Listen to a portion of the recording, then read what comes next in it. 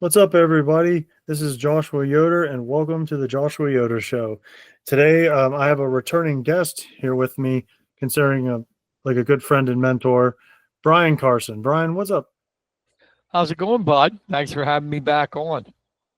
No, I'm glad to have you back on. Just chilling. You know how it's one of those things as well. You well know as being a longtime reporter, or it's football season now. Yeah. Mifflin County 2-0, two shutouts. They're going to get a big test this week, though, against the defending Keystone Division champion, Mechanicsburg. Mechanicsburg's got a couple kids who are Division One. So this will be the first real test for the Huskies. Hopefully they do well. By the time of this recording, are they going to be home or away? They're away. It's down there. Oof. Well, road trips and all that stuff, a lot of changes. And now we got college football, and pretty soon we got some NFL football coming up. Yeah, this week NFL, but college football.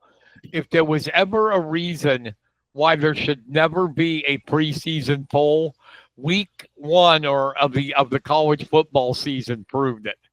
Florida State upsets Alabama. Ohio State beats number one Texas, supposedly number one. LSU beats Clemson, and Miami beats Notre Dame. I mean, let's do away with the damn preseason poll. It's useless.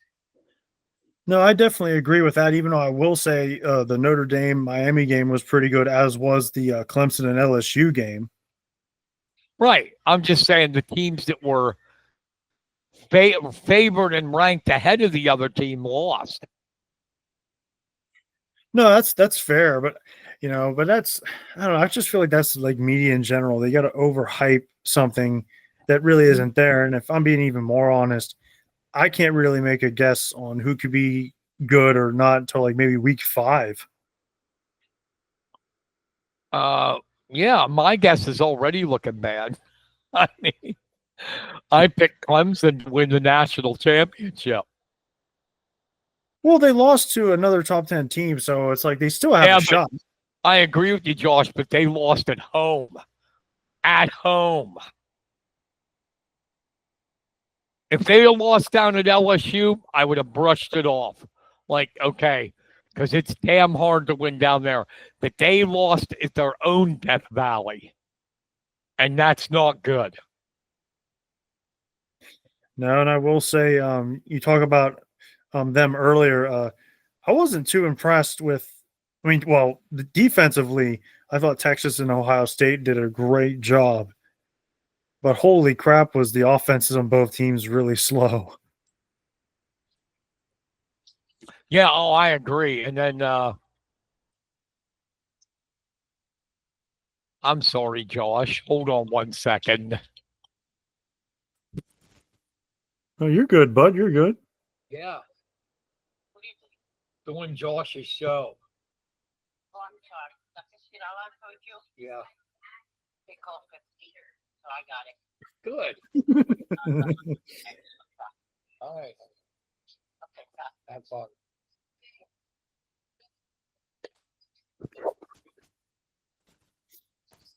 I am so sorry, buddy.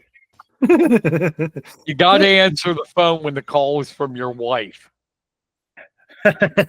God bless Maria. She's at bingo and she wanted to see how I was and told me that she, already she won $50 already.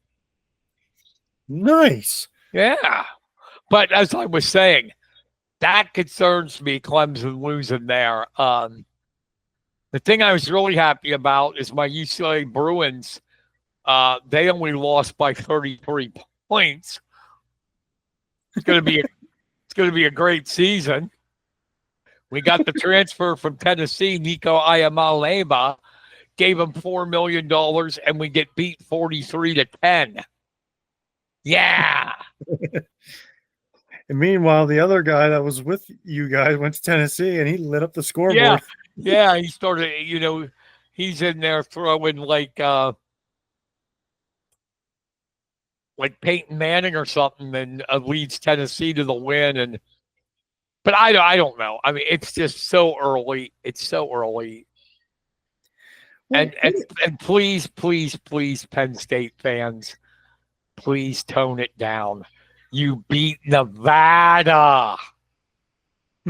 My God, Nevada. And this week, you get the almighty Florida International. Play somebody. well, you mentioned Penn State. By the time this episode will air, like they're playing their first 4 games at home, which I've personally never saw that in college football ever. How did they ever pull that off? What money did they slip to the NCAA? Well, I will say the biggest one that they're going to have this year will be in their 4th and final home game, at least for the first 4 weeks, and that's the whiteout against the Oregon Ducks. Yeah, Oregon looked good in the opener, but my problem with them is their quarterback's untested.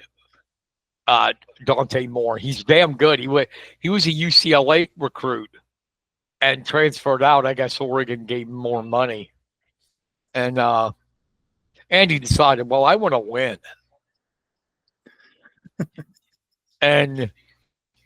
But he's really untested. I mean, he is. And that coming to Penn State on the whiteout, 110,000 people. Yeah, okay. Well, especially if, Penn State's defense played like they did. I mean, I get it. It was against Nevada, but still, like they put pressure on you.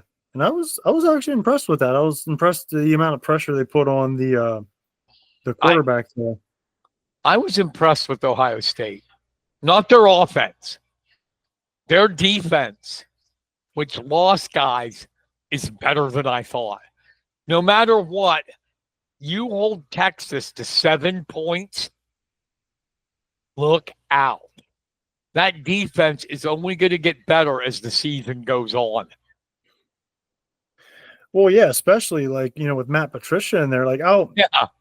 Now, granted, I do think they're putting too much on Arch Manning, but I think Ohio State's defense did so good. They not only confused Arch, they confused Stasiak. Did I say that right? Sarkisian. Oh, Sarkisian. My apologies. I think they confused him because he was trying to make all these different plays, and Ohio State was there and shut it off real quick. Yeah, I mean, you got Patricia with the Patriots, and then he was head coach of the Lions. But in New England, he won 3 Super Bowls. So Ohio State's going, goodbye, Jim Knowles. Go ahead. We got a guy that was the defensive coordinator of Super Bowl champions. And what's even crazier was under Knowles, they had the number 1 ranked defense when they won last year. Yeah. And, it's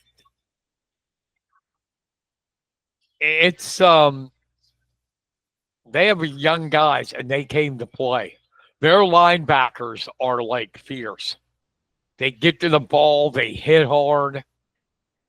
And like you said, Arch Manning was like, wait, that's not what I thought they were going to do. Yeah, and I mean, and granted, he's only a sophomore, right? Eligibility wise, yeah. Yeah, this is his 3rd year at Texas. But he's eligibility wise, he's a sophomore. Yeah, which again, and I'm not saying this out of malice because I think seems like he's a nice kid. But you talk about preseason hypes and all that stuff. My goodness, why? Well, yeah, that stuff of he's the Heisman front runner. How do you get that? How do you get that when he didn't start a college game? Yeah, he was. I mean, I thought he had a pretty decent year last year, but he was still learning. I thought he did a good enough job to help Texas at least get into contention to get in the playoff. Yeah, and in the end, though, he was Ewer's backup. That's it. Oh yeah, no, I think that was part of their plan though. They knew they had an experienced quarterback, which Ewers was pretty good, but they knew they were trying to build up the future of the program as well. But with that being said, though, I still don't understand the whole. Oh, he's got a chance to be the Heisman. I'm like, wait, how? Right. But oh, I no, go just ahead. think, I just think, well, one, it's, like I said, the media, the AP poll this early, the AP polls just to get attention, to get readers, and the NCAA likes it because it makes the fans talk. But at this point in the year, it's really useless. Useless. I wouldn't have a poll until they come out with this, the CFP poll. Well, let me ask you this then, Carson. Like, to me, I don't really start to like critique like where I think everyone's at till like week 5. Where would you think be the proper place to like start throwing up rankings? That's about good. I'd say that. I'd say, I think you should start the rankings like in October. That way, there's a history of games behind you. You get the idea by then what teams are separating and what aren't. Yeah, and plus, isn't that usually when league play usually starts? Yeah. What I'm just hoping is my Bruins, maybe they could set an NCAA record by getting beat by 30 or more points every week. That'd be awesome. Oh, and you know what? Probably be worse. What's his name? Your quarterback, Nico, right? Aleva. Yeah, he's getting paid $4 million, and if they do that, I'm like, man, that's going to cause a lot of problems. Yeah, I mean, spend money on the right guys. Well, it still kind of blows my mind that granted, UCLA is more known for basketball and baseball, but even still, like you would think football players would love to go to UCLA because it's beautiful weather all the time. Weather. Yeah. Like you would think, much like USC, you think it would be easier to like kids be like, hey, it's warm all the time. You get to go out on the beach during break. Like, you know what I mean? Like you would think it'd be an easy slam dunk. Well, it starts with the coaches all the way up to the AD and that. I don't know how they're running that program because, yeah, okay, go spend NIL, get a quarterback. But guess what a quarterback needs? He needs a freaking offensive line. And that game was too late for me to watch, but I watched the replay. Nico, now he didn't do good, but still, one of the reasons he was running for his life on almost every snap. So why would you go get a $4 million quarterback and not get some linemen too? No, it's certainly that, or like even like try to develop like some kind of like offense to like adjust to his like running ability, or at least like give a lineman a chance to like maybe help block. Because not to take anything away from Utah, but if their line was dominating us, what the hell is UCLA going to do when they meet like Penn State and Michigan? Just lay down and go here, single, and run for a 90-yarder. Go ahead, because we're not going to stop you. Well, and if you saw how Michigan's defense normally plays, and especially like how Knowles likes to use his defense, they both bring that attack mentality. So if Utah dominated them, and here's the thing I can't believe. The offensive line is bad, so defenses like Penn State and Michigan are going to crush them. The other thing I watched in the replay, it is one of the worst tackling defenses I've ever seen. Ever. oh gosh, like what's sad about that too? I mean, you could say that about really any school in D1. Like you see a lot of guys, they don't try to wrap anybody anymore. They try to go for like these big hits, like they're part of the 85 Bears. And then the guy just bounces off of him and keeps running. And it's like, dude, just wrap him in his legs. Like just simply tackle. Like you don't even see that anymore nowadays. Right. Nothing pisses me off more in football, college or pro, where this guy, instead of how to properly tackle, brings his shoulder into the guy and it doesn't bring him down. They're looking for that. I'm going to be on ESPN highlight reel. And instead, the guy bounces off the shoulder hit and goes for a touchdown. Well, at least he made the highlight reel. Yeah, for looking like an idiot. Yeah, I don't know. It is kind of frustrating because, like, people talk about, like, how they're getting frustrated sometimes, like, watching the game. And I'm like, man, you guys are getting paid, like, good money, like, to play football. And, like, you can't even do that. Like, a just nice, simple little tackle. Yeah, I don't get it, man. I don't get it. The tackling is really bad all over, even in the pros. Oh my gosh, absolutely. Like you guys, and they're getting paid way more too. And it's like, dude, like, I mean, you're to learn how to form tackle back in midget football. It's like, were these guys sleeping? I don't know. Do you ever get to wondering, like, they were taught that, but then as they got older and then, like, it started getting in their heads, like, they're so good. And then, like, the NIL money comes in. I think it's honestly more the ESPN phenomenon. They want to get on ESPN, and in basketball it's the dunk, and baseball it's the home run. Football it's like, of course touchdowns and that, but it's like getting that big hit, and they come in with just their shoulder, and most of the time it doesn't bring a guy down. No, absolutely. Like I can even go as far as say, like, look at NBA basketball. Like, I like me basketball, but I see all these kids, they see these highlights of guys like shooting threes, and I'm like, there's more than one way to score in basketball, right? Right. Like, I remember back in the day, and I still can find, like, old stuff on YouTube, like some of the greatest players of all time are literally making, like, how-to videos for kids to watch, or like coaches that want to have ideas, how to coach kids and all that stuff. They're making all these videos and trying to educate kids on the game and why they do what they do. Well, in a way, I shock people when I say this, but in a way, Michael Jordan ruined the game of basketball.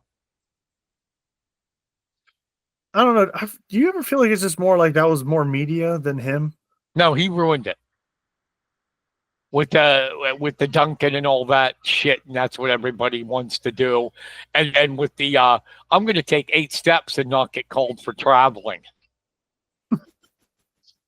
and that's what the NBA is now. We gotta do the big shots. And the other thing I think has killed the NBA is all these teams want to set back now. If you haven't noticed it, they just want to set back and hit the three. Hit the three, hit the three, hit the three. And it's the least accurate shot there is. That's why I love the Joker. Jokic is old school. Well, yeah, and that's the thing too. Like, I don't mind, like, and I'm starting to see it a lot in high school too. And like, part of me is like, I mean, because when I played basketball, I was a shooter. Like, I either stayed in the mid range or stayed at the 3-point line and help make shots if they need be. But and I don't mind, like, the 3-ball being like our main offensive weapon. But if they're trying to take that away, start attacking on the inside, or set a screen to, like, get somebody open so they cut down the lane, and then you can pass the ball in them and get, like, a layup and possibly a foul as well. Like, there's legit strategies, of the game that I feel like people are missing. Because then, like, if they just start jacking up threes, they try to look at the ref and be like, ref, they're like, fouling me. What's going on? I'm like, dude, you're just throwing up a 3-ball when you have 2 guys on you. Pass the ball. Like, if you see someone trying to double you, you move the ball to the person that's open. And if they can drive in the lane or take the shot, then you take it. Like, you know what I mean? Like these people, a lot of these people nowadays just don't, like, at least in my humble opinion, play the game the right way. Well, I think if you look in any sport, the ones that are solid fundamentals that uh, uh, know how to play the game right. Like you go back and look at film of Aaron Donald, there was no I'm going to hit you with a big blast in the shoulders. No, I'm going to take my arms that are gigantic, wrap them around you, and bury your head into the turf. That was nothing fancy. Nothing fancy. Well, yeah, no, and like Bob Lilly of the Cowboys was the same way. Like a lot of these guys, he was considered, farm boy strong. Who the hell's Bob Lilly? Oh, I don't kidding. know. I'm kidding. Yeah, but he would just somehow he would be doubled and tripled how Aaron Donald was today. Like he would break through because he would attack the gaps. And that's another thing too. Like a lot of guys, talk about football strategy or just strategy in sports in general. If you're kind of undersized or you're getting mismatched and everything, don't go one-on-one, attack the gaps, right? Right. And Donald was so strong, he could attack or, a lineman straight up, but he was really good at attacking the gaps. That's why he was able to be double teamed and triple teamed. And even then they still had a tough time stopping him. Oh yeah, absolutely. I mean, guys like Bob Lilly and me and Joe Green were the same way. And you'll appreciate this, Carson, because I know you're a Rams fan, but Deacon Jones was pretty much up there as well. Yeah. Deacon was damn one of the biggest steals in NFL history. That was back when they had a lot more rounds. Deacon Jones was a 17th round pick. Yeah, just like Bart Starr, I think, wasn't he? Yeah, I mean, and look what he did. But the rules of the game had changed. Deacon even admitted that he would probably not even be a good player today because the head slap is banned, and that's what he'd do. He'd ring him upside the head till the bell was ringing and go get the sack. No, absolutely. And actually, you want to talk about history and all that stuff. I've been on a kick of reading about defunct NFL teams. And I didn't know there was a lot of teams that were in the NFL, but even for a short period. Oh, yeah. Well, we had one right. The Oorang Indians down in Carlisle that were made up of Native American players. That's awesome. Yeah. No, I love it. But see, and that's the thing too, like these kids nowadays, they don't seem to really realize that. Like they look at a lot of these big and I'm not talking about just football, I'm talking about sports in general.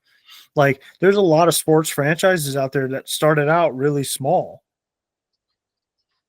That they were like what we be considered semi-pro football teams today.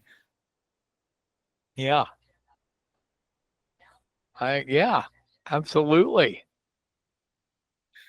And I've always found that stuff kind of fascinating. Like that's why I always thought it'd be cool to you see teams like my friend Evan Popo, he's doing a baseball team, and then we got the Tomahawks. Speaking of football, you got a semi-pro football team there.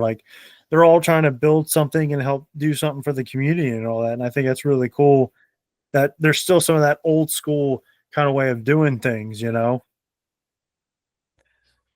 Hell, one of the greats of all time, Hall of Famer Chuck Bednarik of the Eagles. He played center. That's when they played both ways, center and middle linebacker. After the NFL season, he'd go work in the coal mines because the NFL, believe it or not, didn't pay enough money. Yeah. Yeah, you talk about they were tough, hard men. Imagine that. You're playing the game of football where back then they didn't even have freaking face masks half the time. And then you got them working in the coal mines the rest of the year.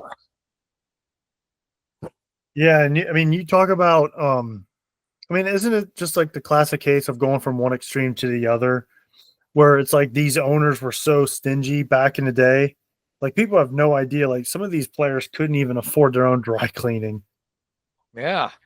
and now here they are demanding like hundreds of millions of dollars. Well, it's like the Mara family.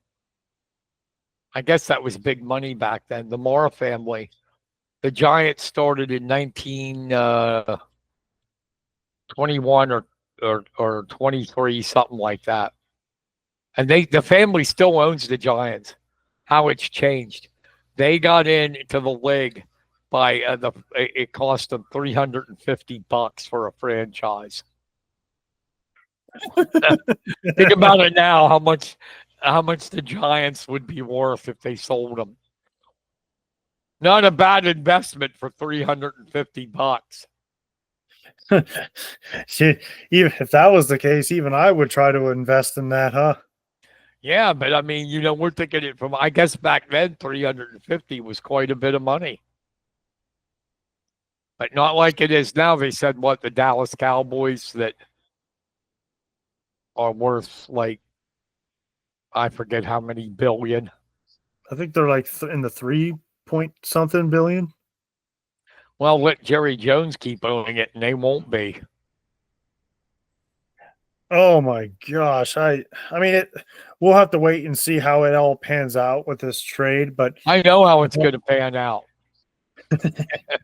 I know it's going to pan out. The Green Bay Packers are smiling from ear to ear. oh no, without question. But I mean, I guess what I'm trying to say is though, even though I wish he would have stayed with the Cowboys, but I don't, because I'm a big Micah Parsons fan. I like Micah a lot. And I wish him well with Green Bay as well as the Packers. But holy mackerel, well, like it amazes me that Jerry would let him go. It really amazes me. Yes, it's stupid. It's one of the most stupidest things in NFL history. Stupid. Yeah, It I was mean, like, and I used the Cowboys in my recent column. It's right up there with the Minnesota Vikings giving Dallas a fortune for Herschel Walker. That was stupid. yeah, let's give up our whole team just for one guy. Yeah. And It's what the Packers didn't give up. Hell, what they gave up, I would have done in a heartbeat. 2 number ones and a guy that's an aging defensive tackle. do you think now I'm trying to remember the part of the deal. I knew it was 2 first round picks, but are they in the same draft or are they different years? Different years. Okay. So like And then Kenny Clark. Kenny Clark's a good defensive tackle, but he's starting to get up there. And, I know the media makes a big deal of it. There's no guarantee about number 1 picks. Look at every year how many number 1s flop. well, yeah, I mean, if you actually look at the history in the NFL, a lot of the, bigger and better players come in the late parts of the draft. And it's like, here it comes, the Packers. Let's see. They want 2 of our number 1s and Kenny Clark for a player who's only 26 and already has 52 and a half freaking sacks. Okay, we'll do the deal. Yeah, what's even crazier too, it's like I think he's just about to get in his prime. I still think he's kind of like a young buck up there in football. So I think he's got plenty of good years left. God forbid he stays healthy. You don't want to wish any injuries on people. If he stays healthy, man, is he going to be a big addition to the Packers for a long time. Yeah, this is going to go down. I mean, I've heard people go, well, it might not work out. Yeah, okay. Well, He has a resume of proof of how good he is. This is going to go down as one of the stupidest deals in NFL history. And the Cowboys know it. This was all because of Jerry Jones and his ego because Parsons held out. And him and his nobody holds out on me. I'm Jerry Jones. Well, yeah. wait till your team's like 8-9 and not even in the playoffs.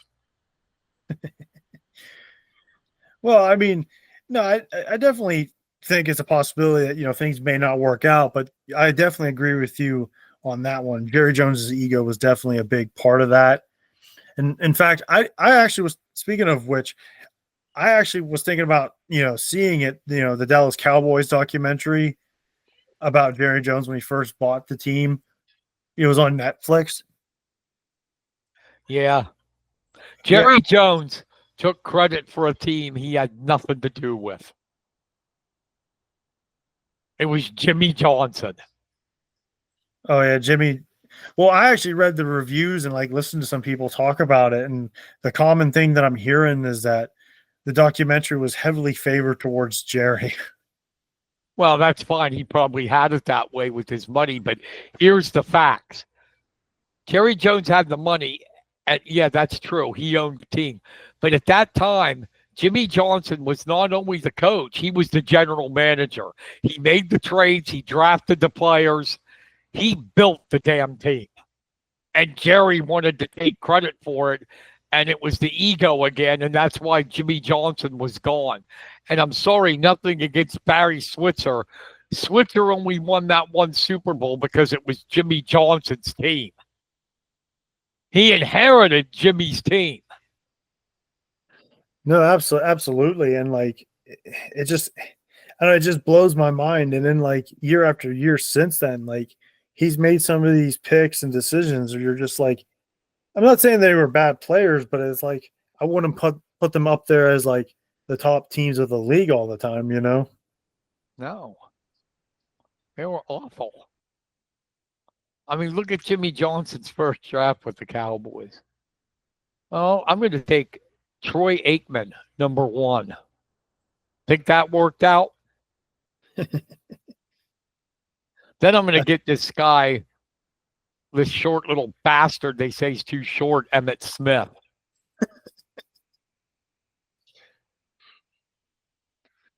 All-time leading rusher in NFL history. Yeah. And then he goes, well, I'll go get his I'll get his friend down in Florida. He may like cocaine a little bit, but Michael Irvin will be okay. He was already there when he was Tom Landry. Yeah, but he wasn't. Landry was past him. Greatest coach of all time, one of the greatest coaches of all time, I should say, not the greatest. But Landry really was, it was over. He was too old to be there. He had no clue about the modern game. I don't know about that, actually, because from I definitely think he needed to make some adjustments. But if you look at his history, he's actually has made adjustments throughout his whole career. That's why he was able to, be successful for as long as he did. Yeah, but his last few years weren't successful at all. Oh no, without question. But and if I remember this correctly, he actually had guys like Troy Aikman on his radar. By the time he got fired, he actually was thinking about getting Troy Aikman. But a lot of it's a team. This is the unknown guy in all this, but the major part of Landry's success was Gil Brandt. Oh yes, Gil Brandt was the guy that ran the draft, and he drafted amazingly for years and years. And you're not just saying that because he came from the Rams. No, I'm not. He was good. He was good at what he did. Oh no, he was. Some guys are. Oh no, absolutely. And and one of the things too I liked about Tom Landry, and I like watching videos of stuff that he did, because like I said before, I'm big on like strategies and learning how to coach, and like I said before, the strategies of everything, like how he adjusted his 4-3 defense, how he switched other things up. It really is amazing, some of the stuff he did. And heck, nowadays it's commonplace, but Landry was the one that started it. Like, most teams now, they like to come in with one offense, and then if they don't like it, they switch to like what they actually want to run. Landry started that. I'll tell you a good story. Do you know Landry and Lombardi did not like each other? I heard they were highly competitive against each other, but I didn't Oh, know they if they're. coached together, believe it or not. Well, yeah, it was with the Giants. Tell me that wasn't the coaching staff. Oh my gosh, you kidding me? You got Vince Lombardi on offense and you got Tom Landry on defense. And Landry was that low-key guy, and he didn't like the way every loss Lombardi took personal and would literally almost cry. Yeah, I mean, but then again, I don't know. The way I look at it is like, well, you got to coach. I guess you got to be true to yourself. You know what I mean? Yeah, and look who won more. He lasted longer, Landry, because Lombardi died, but Lombardi beat him in 2 championship games. Well, let me ask you this, and this is just like a speculation question, of course, but do you think if Landry had guys like, say, Staubach as his quarterback during that era, do you think they could beat the Packers? No. No. Simply because nobody did. Yeah, They were the standard because it wasn't just offense, it was defense too, man. Everybody talks about the Packers sweep and Bart Starr and that. It was the damn defense too. oh my goodness, they were definitely one of the best defenses in NFL history. Heck, many people, even to this day, still think the 1962 team, I believe, of the Green Bay Packers may be the best team in NFL history. They were good. 1962. It's 2025, as the kids would say, and many people still think that 1962 team's the best. Best team in NFL history was the 2 teams the Rams won the championship Super Bowl with. There you go. And that's an unbiased opinion, huh? That is totally biased. No, it's hard to say. Different eras and that. How do you say what the best? I mean, if you're talking about history, the best team's the 72 Dolphins because they didn't lose. Yeah, and it's funny. I mean, that's the best team. Hey, nobody else could say that. We did not lose. Well, actually, and it's funny you say that, though. Like, I actually wondered about that. Like, they were talking about some of the better teams. There's some people say that the Dolphins, the next year's team that many people said the Dolphins had was better than the undefeated team. And I always wondered why nobody really talks about the 72 Dolphins as much. And I actually found out is that a lot of people thought that they look at their regular season. The vast majority of the teams they played had losing records. So many people didn't really look at the 72 Dolphins as like a legit team. Well, yeah, and but that's not their fault. You get the NFL does their schedules, a year in advance. You have to play who you play. They had no choice in that. But what I'm saying, what would make them a threat? Not today. The game's too fast and all that shit. But these guys had 3 Hall of Famers on their offensive line. You could not stop. Bob Greasy most of the time. Now, I like Greasy. Most of the time, he didn't have to do anything but hand the ball off. He had 2 backs. Zonka, this is 1 year, man. Zonka and Mercury Morris each ran for 1,000 yards, and Jim Kick had over 700. So you almost had 3 backs on one team get 1,000 yards. Because you got Larry Little, Bob Kuchenberg, Jim Langer. The interior of their line, center 2 guards, are all in the Hall of Fame. And to be honest with you, you talk about linemen. I mean, I'm glad he's finally got in, but I'm surprised it took as long as it did. Jerry Kramer. I'm surprised it took so long for him to get in the Hall of Fame. That was BS. I mean, there's a couple of guys that that thankfully got in, but I'm surprised it took so long. But there's still some guys that didn't get in, and I'm kind of blown away by that, actually. Yeah, I got a gripe about a guy. I know I'm biased on my team. Torrey Holt should be in the Hall of Fame. I'm surprised that he didn't get in. If I'm being Yeah. perfectly honest with you. Yeah, he has it. It's for his era. For his era, you know, he was a rookie their Super Bowl year they won, and through the 2000s, he was one of the top 3 receivers in the game, and he's not in, and I don't get that. Well, one of the guys that I liked, and honestly, it shows the teams that I grew up in the 90s. So obviously, when you think of, 90s NFL, you got to think of the Cowboys, of that era. But one of the guys that hasn't been in the Hall of Fame, and I'm absolutely shocked that he's not in, is Darren Woodson. Yeah, I know. It absolutely blows my mind. This might be a bit of a hot take here, but I dare say Woodson was the key piece of Jimmy Johnson's defense, because you could switch him to safety, but then you can put him as a linebacker. One of the success of that defense, it was the fact that they could have not only power, but they had speed. There was a lot of versatility, and Woodson was the best part of that team, at least in my humble opinion. Yeah, he was good. He was good. Yeah.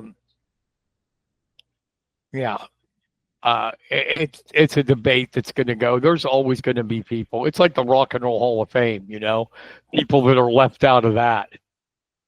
Some of them just blow my mind that they're not in. But and the Hall of Fames in all the leagues are the same way. There's guys, for some reason, I don't know why, get ignored when they should be in. Do you think a lot of it has to do with politics? Yeah, I don't know. Yeah, in a way, I guess. I mean, I'll use it doesn't even have to be sports to prove my point. How is Boston not in the Rock and Roll Hall of Fame? Wait, they're not in? No.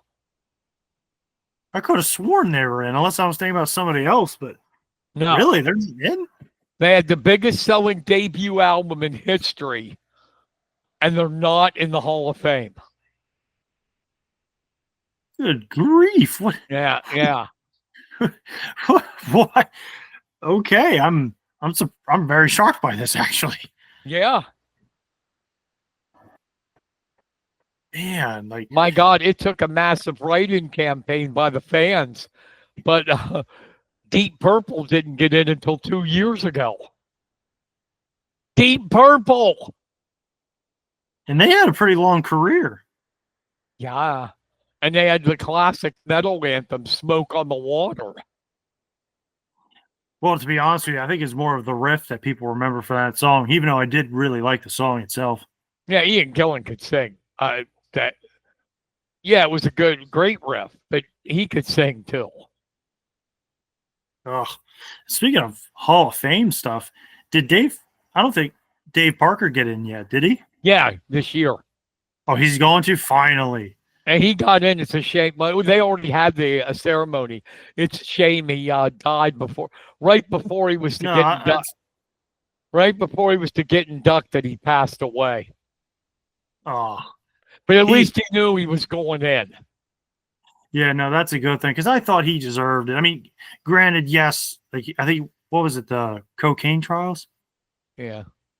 Yeah, he did make a mistake, which we all did, but that didn't stop him being one of the best baseball players of his era. Yeah, the Hall of Fame isn't about character. The hell with that. If the Hall of Fame's about character, then Lawrence Taylor should have never got in. Because his favorite thing to do after football was coke and prostitutes. Well, it's funny you mentioned Lawrence Taylor. Talk about people not learning their history. Why do people insist to try to compare like aggressive linebackers with Lawrence Taylor? There was one Lawrence Taylor, and there will not be another. Like, well, what I don't understand is, like most linebackers now may not even get double-digit sacks. Like, you know what I mean? Like Lawrence Taylor was getting double-digit sacks, but they rarely passed the ball during his day. Yeah, but even take away the sacks. Here's what it was. Wish I could remember which coach said it. He said Lawrence Taylor is the only player on defense. We would have a plan, we would plan around, over the defense, most teams as a whole. What are they running? He said the Giants were the only team where we said, where in the hell is Lawrence Taylor going to be? I actually think that was Buddy Ryan and the Eagles. Because he could disrupt the game. He was like, oh, just a beast. Just ask Joe Theismann if he was a beast. Oh, gosh. Ugh, I can't get that image of him breaking his leg out of my head. I do like, though, in the how he paraded himself in The Water Boy. Kids, when Adam Sandler's doing his speech to the kids, and he's stuttering and all that, and Lawrence Taylor goes, and here's another lesson. Don't do crack. Exactly what he did. Well, but see, that at least say he's trying to like teach, kids like, hey, don't make those mistakes that I made, There will never be another one like him. Just like there will never be another Bo Jackson. Dude, that was freaky when he first. I mean, obviously he was kind of like a blink of an eye for me, but like the most I ever heard about him was when you remember the game Tecmo Super Bowl? Yeah. Like there was like this glitch where like if you pick the Raiders, you can never run Bo because no one can stop them. Really? Yeah, like what was the one? I can't remember the one my stepson had. I don't know. Maybe it was. I can't remember, but there was a glitch in that too. If you took Thurman Thomas, he was unstoppable. That might have been Tecmo Super Bowl as well. I mean, he was just like, that's it. I picked the Bills to just run Thurman. But yeah, Bo Jackson could do anything. I think if he wanted to, he could have been whatever he wanted. Pro basketball, track, whatever.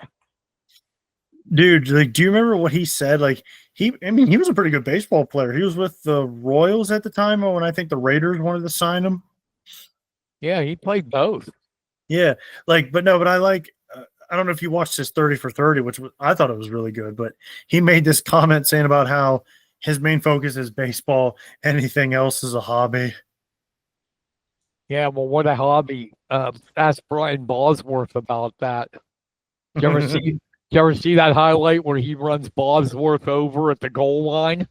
Oh, yeah. Yeah, it just takes him right out of his shoes almost.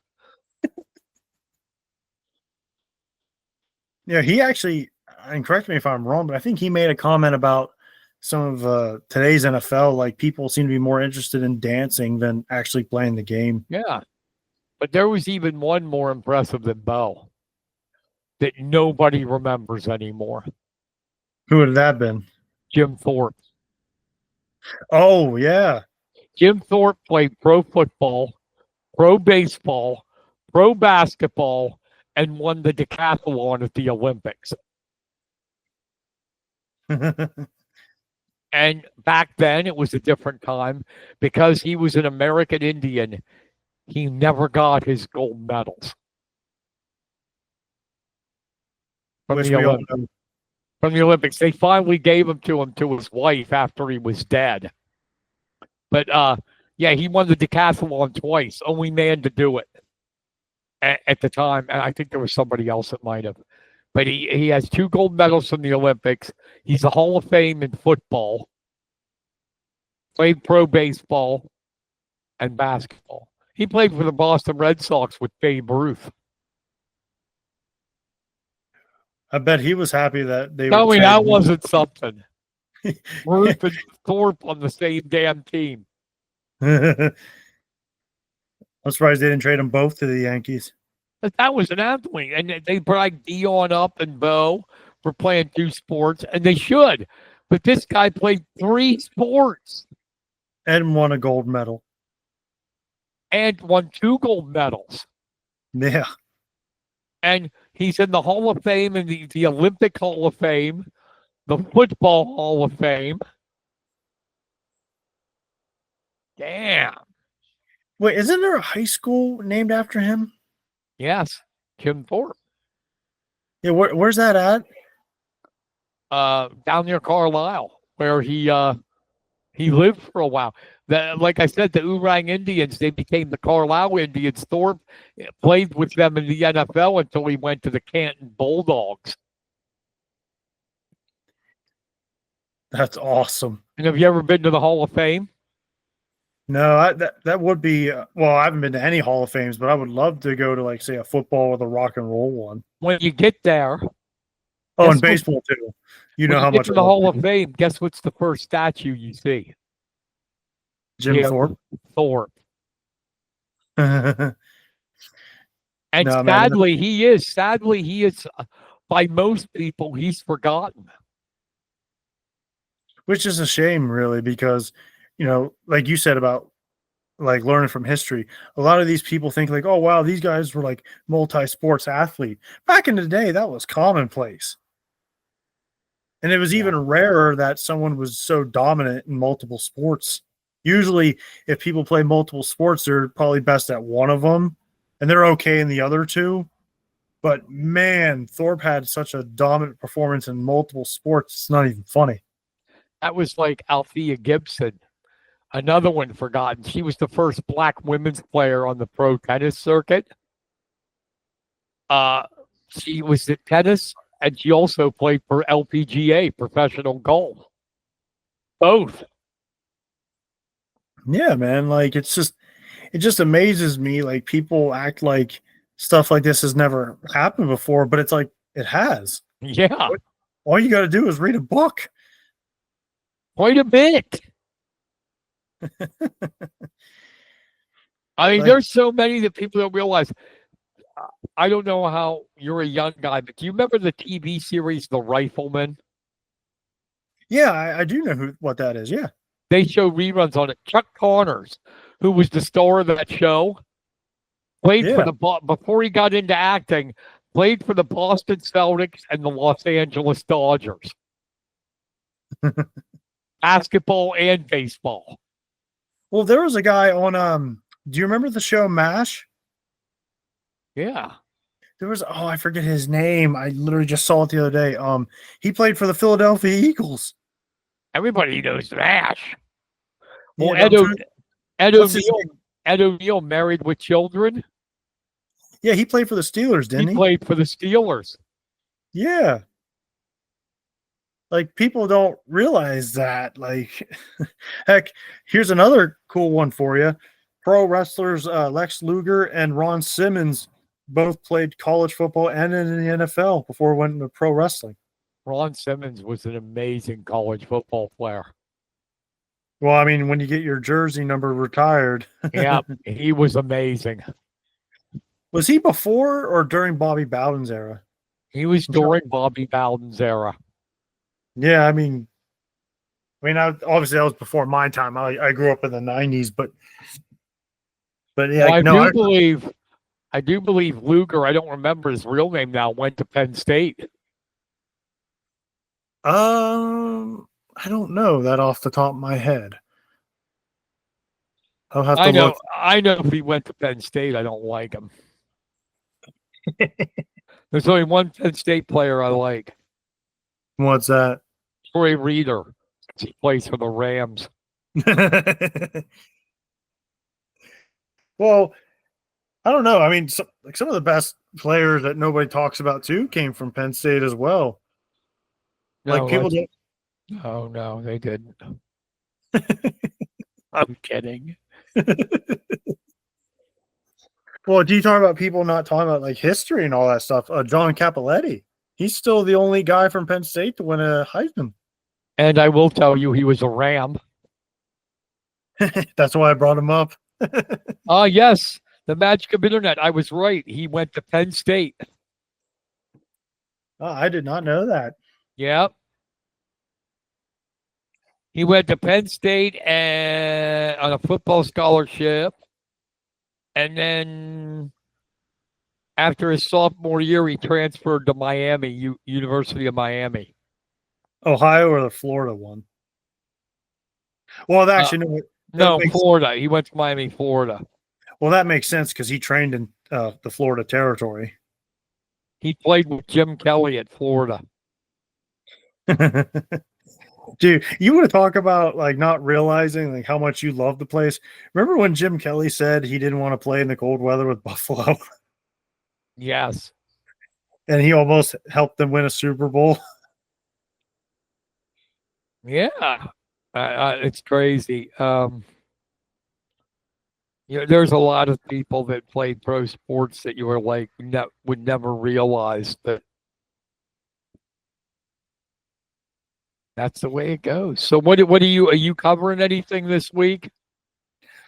Yeah, I'm going to be at Mount. At the time of this recording, I'll be in Mount Union. Oh, that's right. They're playing Kerwinsville. Yeah. What about you? How has been the writing for you, Carson? I know actually. It's amazing what being disabled will do. Until I get my rehab and all this other stuff, I got nothing to do but write. And it's like, I really feel like I'm doing some of the best writing I ever have. Well, speaking of which, and you mentioned it earlier on the show, you wrote something I thought was really cool to your wife Maria. Oh yeah, that's because she was threatening me. No, I got to think, and like I said when I introduced it, I posted it on Facebook, and I usually don't get so personal, but it's like when you start getting to a certain age, whether it's morbid or not, you start thinking about how much time do I got. Absolutely. And this came to me when I said, what do I want to tell my wife what I think about her? But really, I communicate better writing than saying it. And that's how that piece came about. What I wanted to say to my wife before I left planet Earth. No, there's definitely. I mean, it can be difficult at times. For all of us and all that stuff. But that to me is just like the beauty of writing. Like people like us, like we sometimes struggle like to say how we feel. Well, because we get like me especially, I get awkward. But writing it down, I feel like I can just be, whatever. Yeah, I'm not shy or anything. I'm not an introvert. I'm more. I love writing, man. You know that. We've talked many times. Oh, absolutely. I love it. And now, honestly, I know it's going to sound weird. The disability, in a way, has kind of been a gift because it's let me focus. I wrote a lot of stuff before, but life comes, you're distracted and all this stuff. But here, since I am disabled and can't move as well, my mind is I'm so focused now that the writing is really coming along. It comes natural. I got a column coming out tomorrow on how Kalen DeMoore is like really, really, really, really on the hot seat in Alabama. Oh man. And but it's just I love writing. It's creative outlet. I love it that you can take your thoughts, turn them into a story, and hopefully entertain people when they read it. And it's just I love it. It's magical. It really is. And so the writing's coming along good. How about you? How's yours? Yeah, I've been working on a blog post. I'm currently working on one for Lee Corso since he's no longer, it's going to be weird not seeing him pick, teams anymore. But just the career that he had, even though I never saw him coach, obviously. I only remember him as, the sports analyst. But, to go back to what you said about, yes, obviously I struggle with scoliosis and cerebral palsy, and I would dare say writing has helped me out in so many ways. And even though, yeah, there's times it's been tough, and I've been trying to get back to like writing poems and kind of put together my second poems book, to put on Amazon. So yeah, I've been trying to keep busy, but I'm 1000% agree with you. Like writing has done so much for me. And I hope that, more and more people can see it and hopefully people like it. And, just, I feel like in a weird way, like, man, I don't know if this is going to sound depressing, but I really would like, it to like help people and like inspire and like kind of proves, I guess in the way I'm trying to prove to myself that, I can do something. You know what I mean? Yeah. Yeah. But I just like coming up, like, whether it's a story assigned to me by the Sentinel or my own from my blog, you just take it and go, okay, it's like, this is it. It's like a piece of clay. Where am I going with this? What am I going to make with this? And you just let your mind go and your imagination go, and before you know it, you come up with a column or a feature or something like that. I mean, I've decided that I'm going to alienate any fan I have. I'm going to write a post, why Penn State football sucks and why you suck for liking them.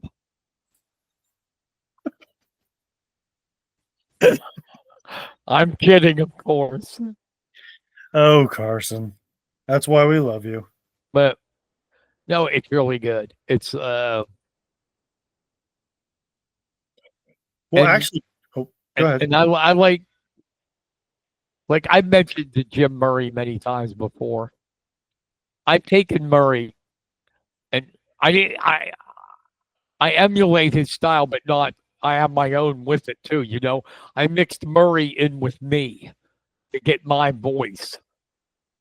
And that's what you have to do. You take your influences plus the way you write, and it becomes your voice. And we were talking about athletes. It's amazing to me that not just young, even older sports writers have no idea who Jim Murray is. That's a shame. I am blown away by that. The greatest sports writer ever, and nobody knows him. Well, it's a shame, really, too, because Sad. yeah, and it's a shame because there's so much to learn from that. And again, it goes back to what he's saying. Like, you don't have to exactly like copy everything he does. You could just use him as like a base. Oh, no. Yeah, you don't copy the person. You take some of their style. What I took from him is he liked to use metaphors and humor in his work, his columns. And that's what I do too. Metaphor and humor. Yeah, without question. Like that's I think sometimes too, like especially young writers seem to misunderstand this a lot of times. It's like when we say we don't say copy people's writing, be inspired by it. Like take what they do as a foundation, but and then put do it in your voice. Yeah, put it in your voice. Yeah, exactly. Like, if you don't mind, I'll give you an example. Go for it. A column I wrote recently about it. Basically, the NCAA's become a Big Two conference, SEC, Big Ten. Oh gosh. I put in a line in my column, my voice, but it's totally Murray style. I said, the Big Ten with USC, UCLA, Oregon, Washington, the Big Ten gobbled up the Pacific like a whale with a bad sushi habit. That is exactly Jim Murray, man. That is Jim Murray. I will take credit for coming up with the metaphor, but the whole metaphor and humor was Jim Murray. And that's what I mean. Write your own stuff, but bring the influences of the people that you admire writing-wise into it. I remember reading that. That was pretty funny. Yeah, and Murray, like they do, even older ones. Who's Jim Murray? Like, what? I'll Not give you a resume. He won the Red Smith Award, which is like the pinnacle for a sports writer. You're only allowed to win it once. The Red Smith Award. He's in the Sports Writers Hall of Fame. He won the Sports Writer of the Year award a record 14 times, including 11 years in a row. And probably the most impressive one, he is one of only 7 sports writers to win the Pulitzer Prize. That's quite a resume right there. Greatest sports writer ever, and people don't know who he is. So I say this on podcasts now because I want, if there's young guys listening, young gals that want to be sports writers or are sports writers, for God's sake, at least study Murray. You know, maybe in my day you couldn't. I discovered Murray when somebody got me a present for my birthday. It was a collection of his work in a book. But now you could just go on the internet and you could see his old columns. Yeah, absolutely. You would think that'd be easy because with the internet, you could find really anything, but people for some reason choose not to go look for stuff like that. And it's crazy not to go look at the ones who came before, and it's Rick Riley, Frank DeFord, Red Smith, Jim Murray, even modern day guys. Dan Pompei is a great football writer. A great football writer for ESPN. Might be at The Athletic now. I don't know. But Jeff Passan, ESPN. There's modern guys too. Not as many as I'd like, but I don't like a lot of the modern guys. But my God, if you just go study, if you want to be a guy that writes columns, grab Murray. I'm serious. These 3 guys: grab Murray, read Rick Riley, who was at Sports Illustrated, and Thomas Boswell of the Washington Post. No, absolutely. You want to write baseball, people. Say you love baseball. You want to be a great baseball writer, study Thomas Boswell. Without a doubt, in my mind, the best baseball writer ever. Ever. He could make a guy drawing a walk sound fantastic. Well, let's go back to actually one of your columns that you had mentioned. You talked about the Big Ten and SEC being these super conferences. It is. Do you think it's going to eventually become those two? Well, they'll keep the other ones around, but yeah, I mean, that's why they want to have 24, 28 teams. So the SEC and the Big Ten could put almost everybody in there. It's like I said in my column, it's a pyramid scheme. There's 2 conferences and then everybody else fighting for crumbs. And that's putting it mildly, the whole crumb thing. Yeah. I mean, you don't stand a freaking chance. They gobble everybody up. What do you got? What do you got in the ACC? You got, looks like Florida State's back and Clemson. That's it. The Big 12, Texas Tech, Arizona State. Not going to scare anybody. Really. It's them. Yeah, and I mean, I don't know, it is kind of getting scary, how it's looking out. It's almost like college football is going to eventually, well, I should say just college football, but it feels like it's going to eventually be the whole season is just going to be a double elimination. Yeah, I hate this expansion stuff. It's all for money. I honest to God think the extra wild card ruined baseball. Yeah, I don't understand. I'd like to see it go back. If they want to keep a wild card, go back to 1. Have 4 teams in each league make the playoffs. Yeah, I mean, and the sad part is too, like I kind of feel like, I mean, this is just my humble opinion, but it's almost kind of like they're just like giving these people like false hope. Yeah, they are.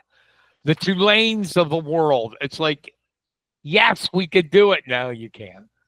No, you can't. Boise State found out last year. SMU found out last year. They don't got the depth or the talent to compete with the teams in the Big Ten and the SEC, and they don't got the NIL backing. They may have some, but not like, I mean, come on. Do they got like 25 million like Ohio State has? Not even close. No, and it's really, I think all this expansion is, I liked it for college football, but let's leave it at 16. I think 16 is the right number. That's the way Division 2 and 3 do it. 16. 16. They only want to expand it because the SEC and Big Ten are so greedy and money hungry. They want as much TV money as they can get. And it's a joke, just like baseball. I mean, hell, we go through this. The one wild card game is only one single game, and then the person's out. Why have it? Yeah, and also too, like remember back in the day, talk about learning from history. Baseball used to be you had to be in top of your conference just to get to the World Series. Well, It used to be you know what made baseball fun? Because the regular season was so damn important. Because back then in the AL, you had the East and the West. In the NL, you had the East and the West. And the only way you made the playoffs is if you won your division. Yeah, absolutely. That made the regular season more important. The regular season now isn't. Because somebody knows, okay, even if we slack off a little bit, we can get that third wild card. Whoopee, yuppie do. Yeah, and then they wonder why they still lose in the playoffs. They're like, well, we were trying to rest our players. How comes we're not winning? I said, because the other teams are just as rested as you are. So it's not like you're going to have any kind of advantage going into it. Now, granted, teams can surprise you, like a Tulane or SMU could have, they could have made a little bit of a run.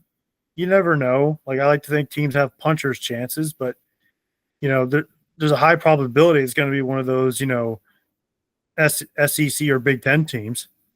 Yeah. Or like last year, Notre Dame got in. Well, it's funny you mentioned Notre Dame because like when I watched that game, I was kind of like people were trying to like pick apart like who's or what and all that stuff. And I'm like, Notre Dame and Penn State were basically the same team. Like if you look how they were designed.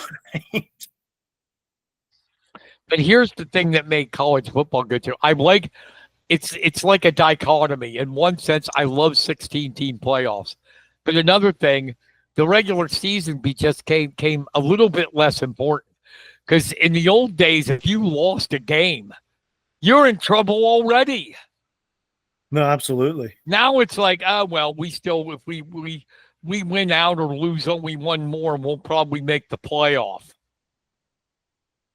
Well, they at least have the whole thing like a championship game thing. If they can make at least a championship game, you know what I mean? Yeah, but I admit it's a dichotomy because the old way was stupid too. Having the polls, the sports writers pick who plays for the championship. Yeah, I don't know. Well, they never did. Well, they even back longer in my day. They didn't play number 1 against number 2. You went to the bowl that was like the Big Ten, Pac-10 went to the went to the Rose. The SEC went to the Sugar Bowl. The ACC went to the Orange Bowl, along with the Big 12. Yeah, it wasn't the Big Ten and like Pac-10 going to the Rose Bowl. It was Pac-10 back then, yes. No, what is it now? Pac-8? They kept Pac-12. So many, like it's called the Big Ten, but there's like how many teams now in it? Yeah. What? 14, right? 14 or 16, somewhere around there. Maybe 16, maybe. It just blows my Yeah, mind. 16 because there was 12 and they added the 4 from the Pac-12, which is 16. It's the Big 16.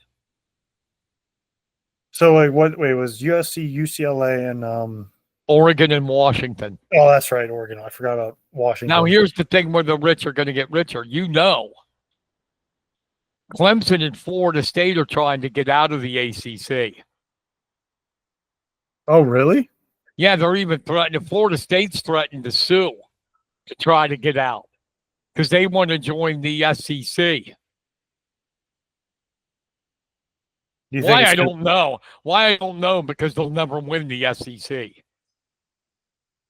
Yeah, I don't know But how there's more money. There's more money than in the ACC, the TV deals and stuff, and it's the same with Clemson.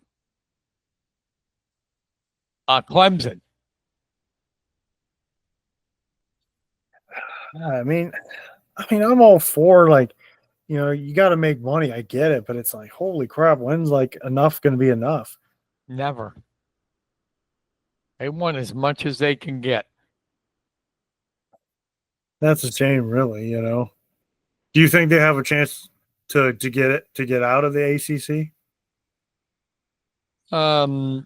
It's going to be tough because they signed deals, but yeah, they sue and that stuff. You never know. But I know the ACC's fighting like crazy because, it's bad enough with the 2 super conferences. But if the ACC loses Florida State and Clemson, what do they got left? Miami. That's it. I mean, depends on how Manny Diaz does with Duke. Duke could possibly become something good, but that's up in the air. But I mean, it would be a weak ass conference, is what I'm saying. Oh no, I agree. Like, you lose 2 powerhouses like that. And to be honest with you, you mentioned Florida State. I always thought Coach Novell, did I say that right? Norvell, yeah. Yeah. Well, I always thought he was a good coach. I just think what happened to him in Florida State last year was they completely changed, like had a complete brand new team. And I think they just fell apart because of it. They had that great year. Yeah, absolutely. They lost a lot of people, graduated or transferred out, and they had to start over. I mean, I wasn't as surprised that, Florida State was competitive with Alabama. Now, I didn't think they would blow them out of the water like they did, but I thought they would at least, I wasn't surprised that they could win, but I was more shocked that they blew them out. No, that guy's in deep trouble if he doesn't start winning regularly. He'll be gone, even though Alabama would have to pay $70 million to buy him out. Well, it's crazy too that the most successful team that's been in Alabama in recent years has been the UFL team, the Birmingham Stallions. Yeah. With Skip Holtz and that guys. They won like 3 straight. They won the first 2, well, the only 2 USFL titles, and then they won the first UFL title. So they went 3 straight. Yeah, I mean. And what has Alabama, the Crimson Tide have done since they got rid of Saban? Well, come on, think about it. They're used to Saban, Bear Bryant. I mean, arguably the 2 best coaches in college football because they're the top 2 guys for winning the most national titles. And even before that, they won a national title with Gene Stallings after Bear. These guys don't, the Alabama fans don't accept 9-4 seasons and now 0-1 to start this year. That's not going to cut it down there. No, absolutely. I mean, it is definitely, and I still am convinced that, they kind of forced Saban out of Alabama personally. But now this guy that they replaced him with, which as well as I do, nobody really wants to replace a legend. No, I mean, And that's what I'm saying. They got to give him a chance and all that stuff. But in the one hand, yes. But in the other, DeBoer knew what he was getting into when he took the job. He knew it. I'm replacing Nick Saban.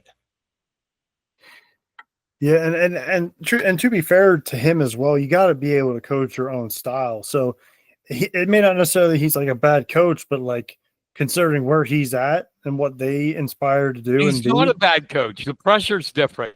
He had no pressure at Washington. None. And he took him to the national championship game. But here it's Alabama. They're mad if you go 10-2.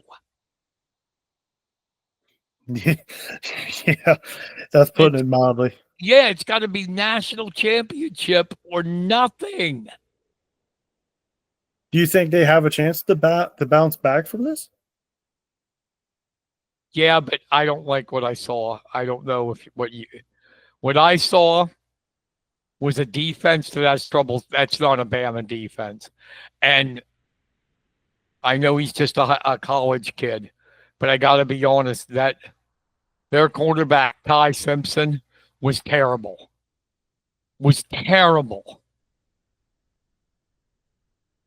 Well, no, I definitely agree with you on that. That's why I said like I wasn't shocked that I thought Florida State was good enough that they could win against good teams.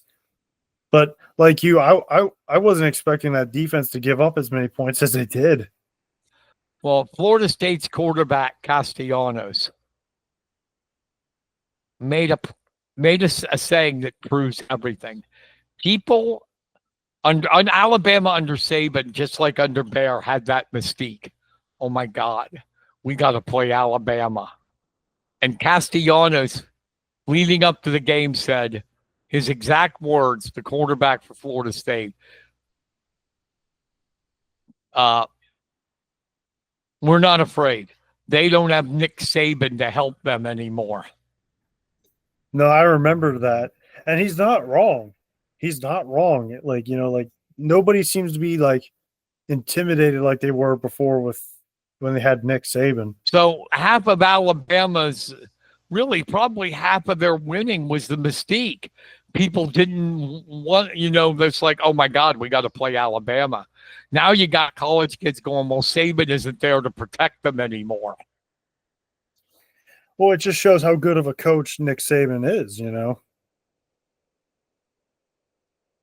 Do you think he's looking to go back into coaching, or do you think he's done? He's done. He doesn't want to play that NIL game and the recruiting and I'll pay you to come here. That's Saban's old school. He's not that stuff. Well, but the reason why I asked is because I still think, yeah, I mean, they're just coming off a loss against LSU, but the fact that Clemson has been sorry, let me rephrase that, like been as competitive as they have been still, despite, the no transfer thing and all that, like that's a testament to them as a program. Yeah, absolutely. Absolutely. And I think it's tough sailing because look what they got in their conference, man. The SEC is tough, and Alabama does not look like they are a top team at all in the SEC. To be honest with you, and even though I thought they were a good team under Brian Kelly anyway, but LSU looked more, more like stronger than Alabama did. Yeah. The thing you got to remember, too, what people forget, it was the first week of the season. These are like 19, 20 years old college kids. It's too early to go, oh, that team's this, that team's that team's this. We do it for fun, make predictions, but it's too early. We'll see, like, when we get into October, who's the teams. Oh, absolutely, and it's definitely going to be a fun time watching football. You know me. This is a good time of the year for nothing but football.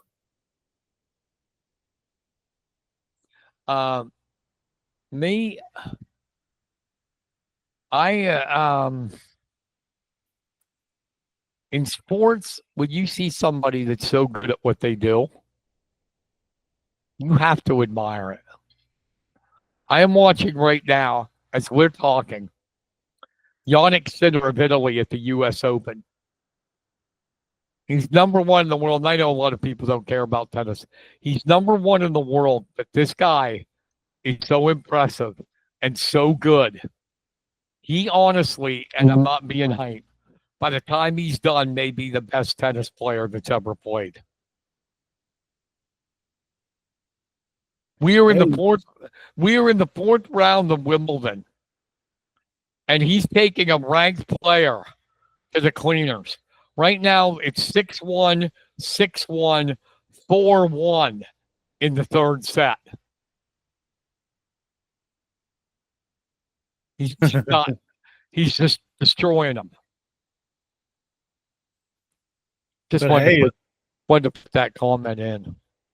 Hey, nothing wrong with that. And speaking of, we talked about Hall of Fames and all that stuff too.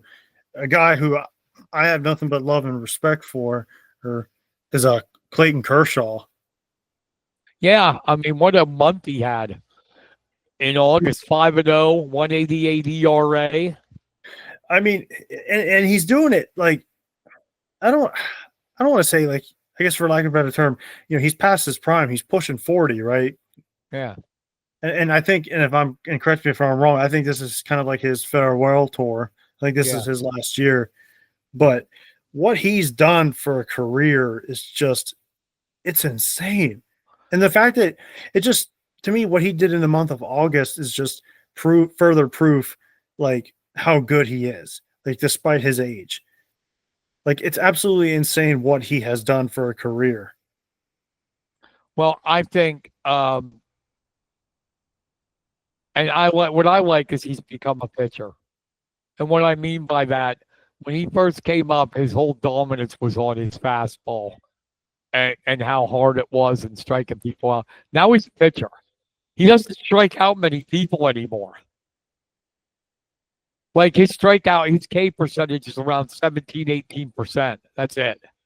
He's a pitcher now, like Greg Maddux, painting the corners, keeping the batter off guard. Yeah, I think he's more impressive now than when he had his big fastball. No, absolutely. But, like, and that's, like, you talk about, like, kids, like, not learning from the past and all that stuff. Like, most pitchers probably would not try to do that.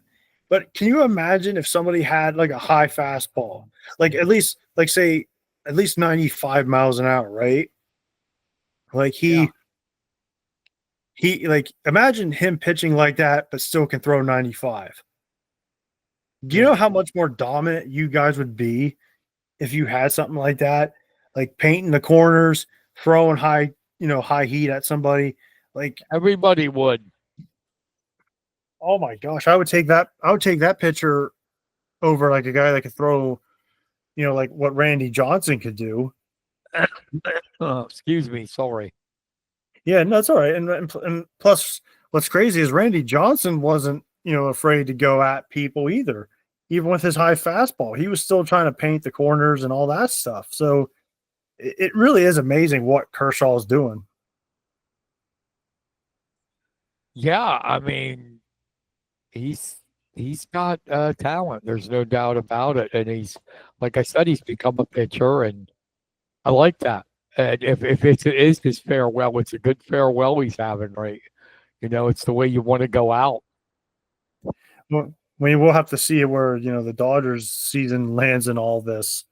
But if it is his final year, which I don't know if he ever said anything about it or not, but he's definitely going in the Hall of Fame. Oh, yeah. 3,000 strikeouts is like an automatic. You're in. Who was the last person to do that? You're putting me on the spot. I know he's only the 20th guy to do it in the history of Major League Baseball. Let me see. I think the last 3,000 guy before him was Verlander.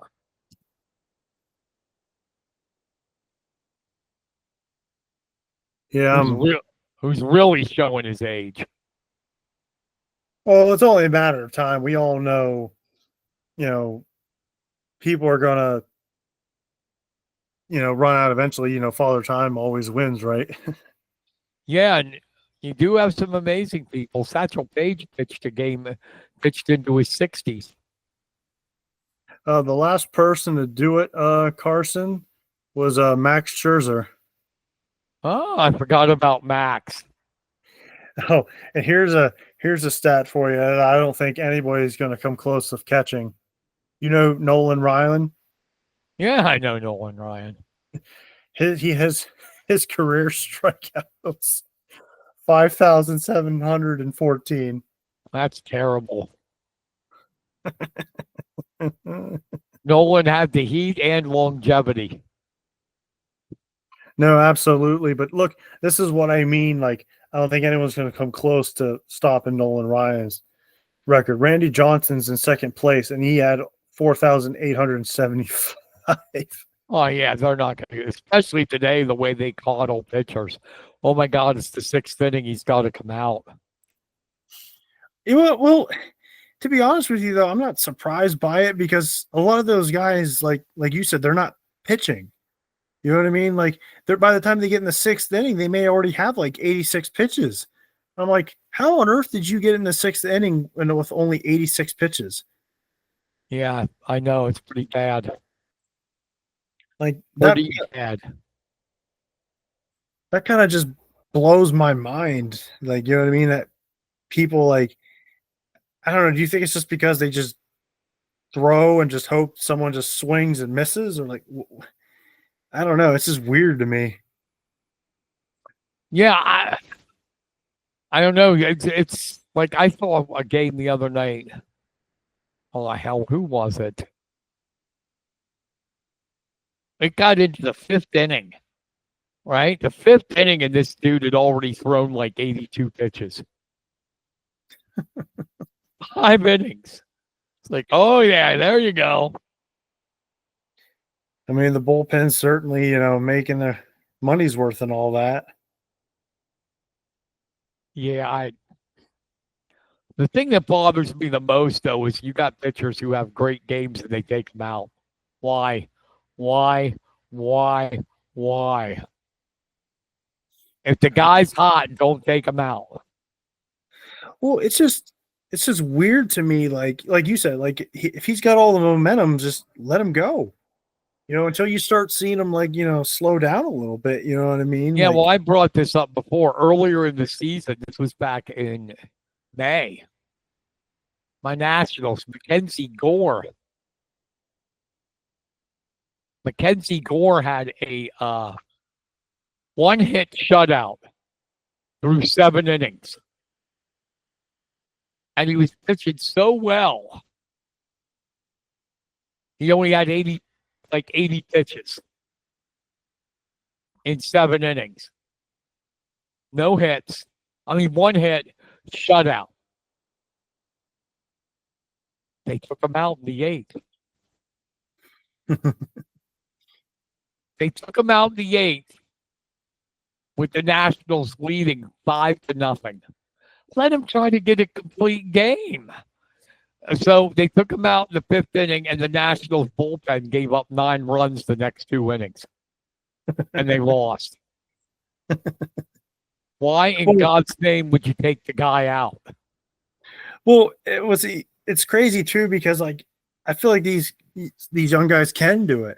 Like, look what what's his name? Is it Cade Anderson from LSU? Yeah. I watched that game. He was absolutely dominant. They only gave like 1 run from the offense the whole game, but I never once felt like Anderson was going to give up any runs. Like, they had nothing on him, and he threw like well over 100 pitches through his 9 innings, and they took game 1. Like, that's just, to me, like that was such an amazing pitching performance. And I was like, man, I don't know if you watched it, but man, I thought you probably would have loved seeing that. You bring Cade up, and it's a sore spot for me. Oh, the draft, right? We have the worst pitching staff relievers and starters probably in baseball. And there's Kate Anderson, and what do the Nationals do? Hey, let's draft a 17-year-old high school shortstop. Think I wasn't pissed? Oh, I can only imagine what you were thinking, Carson. I mean, like even a couple of years before, we had the number 1 pick. There's all schemes. We take Dylan Cruz, the outfielder. Skeens is only going to go into the Hall of Fame if he doesn't blow out his arm. Well, Dylan Cruz has been on the DL most of the year and is batting an amazing 224. Dude, that's another thing too about baseball that's kind of driving me nuts. Like, they're talking about how like elite hitters some of these guys are, and they're batting worse than 250. Yeah, all that. I forget what whose sports writer said that 270 is the new 300. Really? I don't know what happened in baseball. Back in my day as a kid, 70s and early 80s, you had 13, 14 guys hitting 300. Now, the last time I checked, I think there's only 2 guys in the National League hitting 300. Well, I remember some people like give me a weird look when I said I would much rather have a lineup of guys that can hit 300 than guys that can just swing or miss or hit home runs. And people look at me like I'm crazy. I'm like, there's a higher chance of getting on base than you are hitting a home run. Don't get me wrong, home runs are great, but like if you don't get on base, how are you going to get a chance to even get runs to go in? You know what I mean? Well, I'd much rather focus on getting the ball in the outfield and then getting on base than hitting a home. It's like the whole Moneyball thing. It's not the home runs are nice. Yes, they get the fans going, but it's about getting on base. Who gets on base? Like, yeah, I'll trade a home run hitter to get somebody like Rod Carew or Tony Gwynn. Yeah. Yeah, like it's like I don't know. It's just weird to me that like, and talk about like things like going in reverse. Like people like thought you were crazy because you were more worried about hitting the home runs. Nowadays, it's like if you don't hit a home run, you're like, what kind of baseball player are you? And I'm like, I don't know. Yeah, I want a guy gets on base, steals bases, scores runs. It's the TV thing that they glorified the home run, the slam dunk, all that stuff.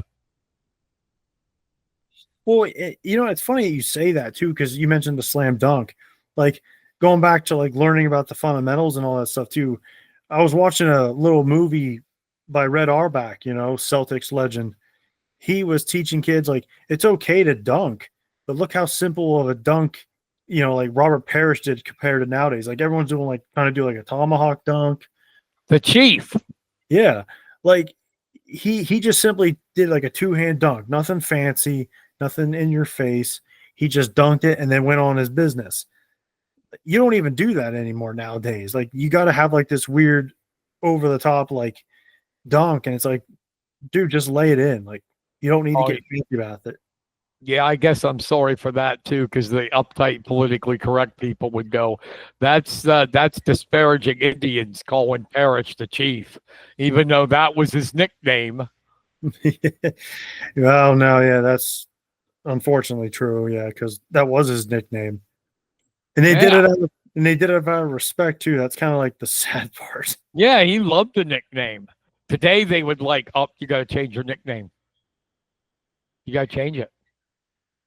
Yeah, and it's like, and again, like not learning from history, it's like it's out of respect. It's not anything mean spirited. But but then again, I've been accused of being too naive, so I guess that's just me, huh? Nah, it bothers me sometimes. People just, there's sometimes in life you just have to lighten up and have a sense of humor. I mean, I couldn't live like that. Like they do, taking everything so damn serious, including what people say. Oh my Lord. No, I hear you on that because that's kind of like, especially in our business, what we do. If you can't take criticism, don't be a sports writer. I mean, don't be a sports writer. Oh, yeah, I know what you mean. Because like people, like, well, especially if the criticism is fair, but there's sometimes like people would say something, you're like, what do you mean? Like, you know what I mean? Like, I could write something and be like, don't you think you're being a little harsh on like a certain team? And I'm Oh like, yeah.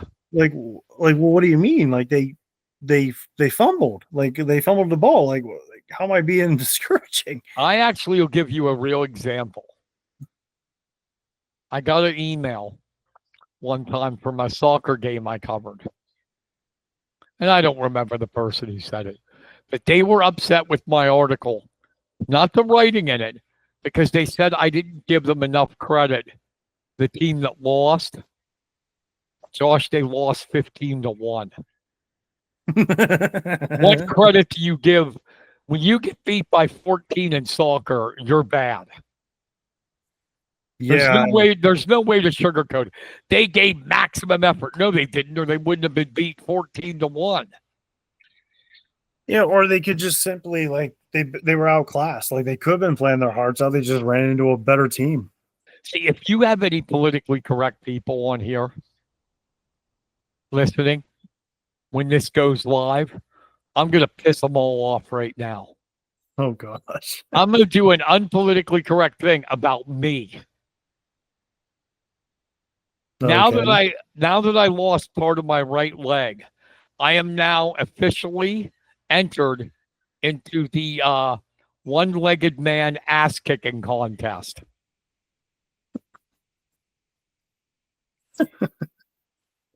There we go. Oh my God, how can you say that about disabled? Well, I can. I am. Well, and it's funny because another thing too, when it comes to writing and really just like language in general, one of the words you use isn't even like the proper usage of the word. Right. Well, see what I love now. I don't know if you've noticed this, but when I edit, I like to edit my own stuff before I send it in, and I use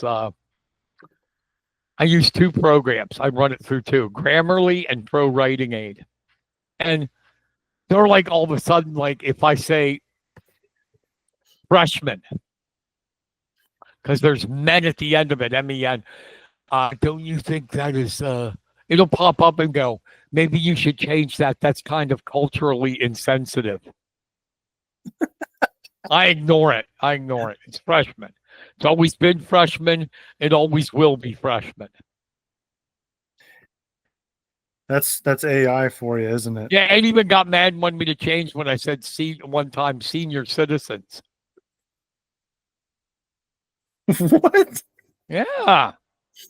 Oh my gosh. Like, well, you know me, I try to be nice to people, but like, even I'm like kind of like looking at some of this stuff. I'm like, what do you mean if that's offensive? Well, I wish I could talk to it. The AI would listen and understand, because when it did that, when it popped that up, I wanted to say, well, what? Should I use old coat instead of senior citizen? Yeah, or old I think senior citizen's okay. Yeah, like we're like, I don't know. I'm with you in some degree. Like, do I think people get carried away with like words and all that stuff? Yeah, I do. But with that being said, like, don't complain about it, but then you turn around and do it yourself thing. You know what I mean? Yeah, but I don't want to get too political. It's just I don't know. I just couldn't be like that. Be looking out for and being insensitive to what everybody says. That would be a hell of a terrible life. No, I'm with you on that because like you know me. I don't want people to hate me, and I don't hate nobody, and I don't want to hate nobody. But at the same time, though, guys, like when things are happening, you gotta say it for what it is. You know what I mean? Yeah, I don't care if they bitched or not. I was not going to say brag a team up that got beat 15-1. I'm not going to do it because that's not what I watched. I watched a massacre. The shots on goal, and I do remember this. The shots on goal, Josh, were 33-2.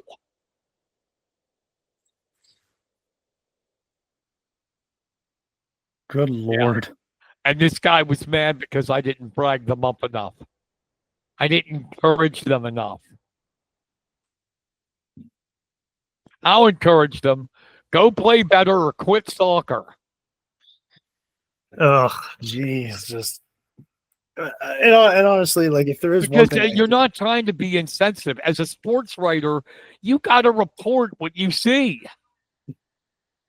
yeah, no, exactly. Like I mean, I don't want to disparage any of the kids that want to play soccer. Oh, I never mentioned any of the kids. Oh no, no, no, I Never. know I that. would never do that. I just said that the other team dominated, and apparently this person got offended by it and said I should have propped up the other team, and I won't do that when they only got 2 shots on goal in a whole game.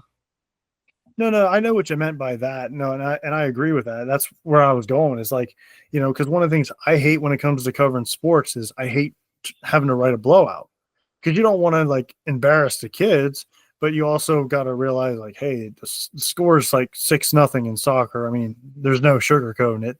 They got blown out.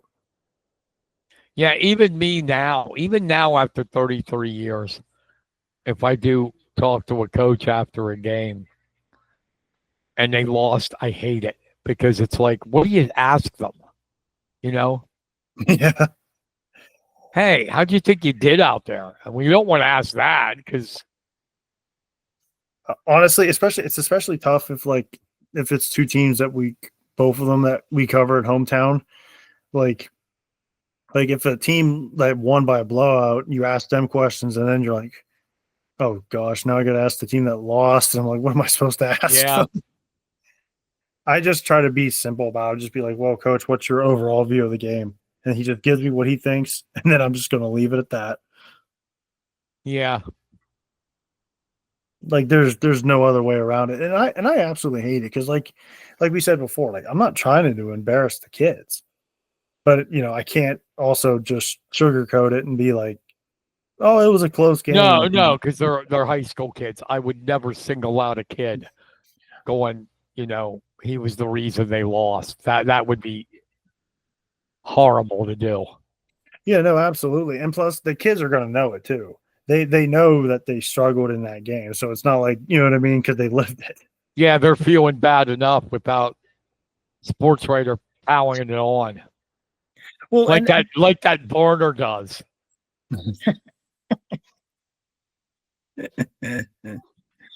Well, but you mentioned, I mean, I know obviously you're joking about it with Kenny, but there are sports writers that have done that. Like, and I wouldn't even call them journalists. Like, there are sports writers who are vicious. I won't name names, but he works at PennLive.com.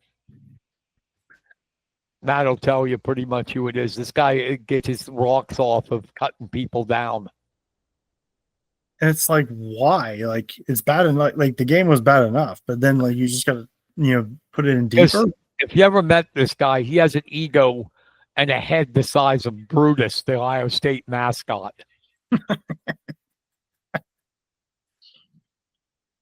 No, and I've seen some people either on TV or like to me, like a lot of that stuff is not even journalism. It's just like, I don't know, man. It just blows my mind that these people are getting paid a lot of money and becoming celebrities just by doing that to people, like just absolutely tearing them down. I'm like, man, guys, like, holy moly, like, I don't know, man. Again, maybe I'm just too naive and too nice.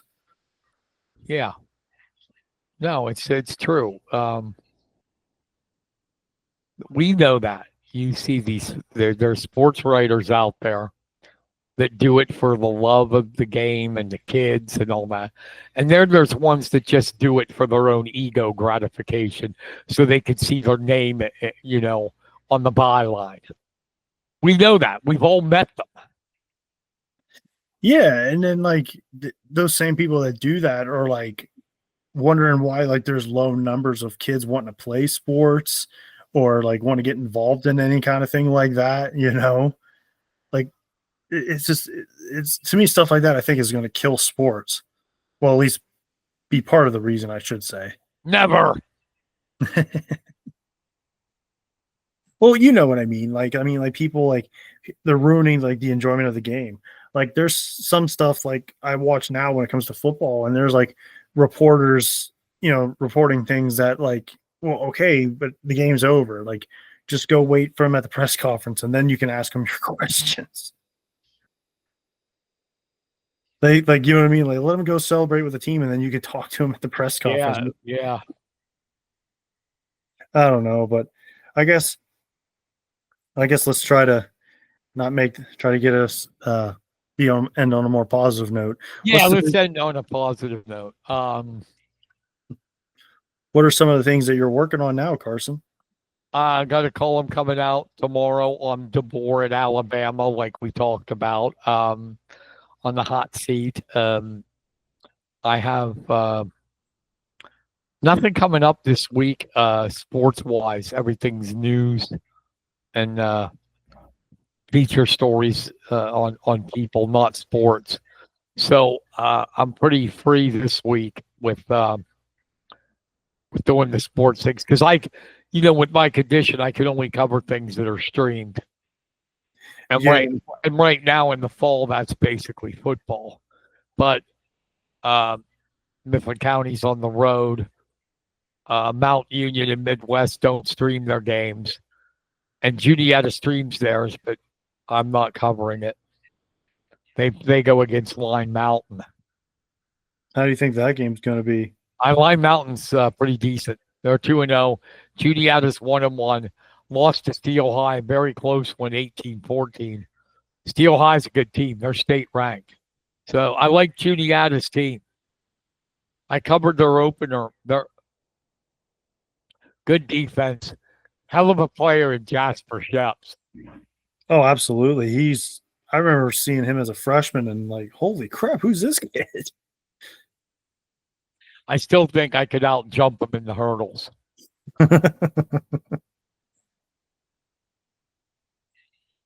I think it's, and I also think the new stadium, the teams are winning. Have you noticed that? Soccer and field hockey, they're winning. Yeah, maybe it's that old saying, they're all pumped up. They're all pumped up and proud to be playing in it, and good for them. Well, do you think the soccer? Because I know, like when we covered soccer before, like they would play on the field, and sometimes the grass could be a little bit difficult, to manage the ball when it gets kicked towards you. A lot of high bounces. Do you think the soccer could be a lot more fun to watch now with the turf? Absolutely, and I know when she was coaching, Tish McClay used to complain to me about how they would. She would complain to me about how they played on grass and then they go to the mid-10 teams on the road and they played on turf and they weren't used to the speed of the game because it speeds up. And now we're on a level playing field because we're playing on the turf. Yeah, no, absolutely. And I remember like covering soccer, which I really enjoy cover soccer. But with that being said, I remember covering games like coaches would say to the kids, you got to put a step in. You got to put a stop on the ball, right? But how can the kids stop the ball when it bounces on the ground? It sails right over their heads. Yeah. Like it's kind of hard to step on the ball when it bounces way over your head. And the girls are winning consistently, and they got two really good players, young Jada Kanegi and Bailey Neff, are really kicking it up. No, it's great to see because because I would like to see the kids find success, especially with all the hard work they're trying to put in, because it's not easy. You know how it is in the mid-pen, right? I mean, hopefully those kids can continue to succeed. Absolutely. So is that all you got right now, the Mount Union Kerwinsville? Yeah, right now just Mount Union, but I'm also looking into do some feature stories. I'm reaching out to like maybe some boxing stuff with Lock Haven and also the Penn State stuff. Okay. And I haven't seen it in a while. I don't know if they still do. Lock Haven used to have a really good boxing team. they still do to some degree. You know, they look like they're having some success. But maybe, like I said, I'm trying to do some feature stories, and I've also, like I said, I've been wanting to maybe try to get some soccer, cover some soccer games as well, and also the oh gosh, Juniata College. Trying to keep an eye on them as well and see if there's anything going on up there as well. Cool.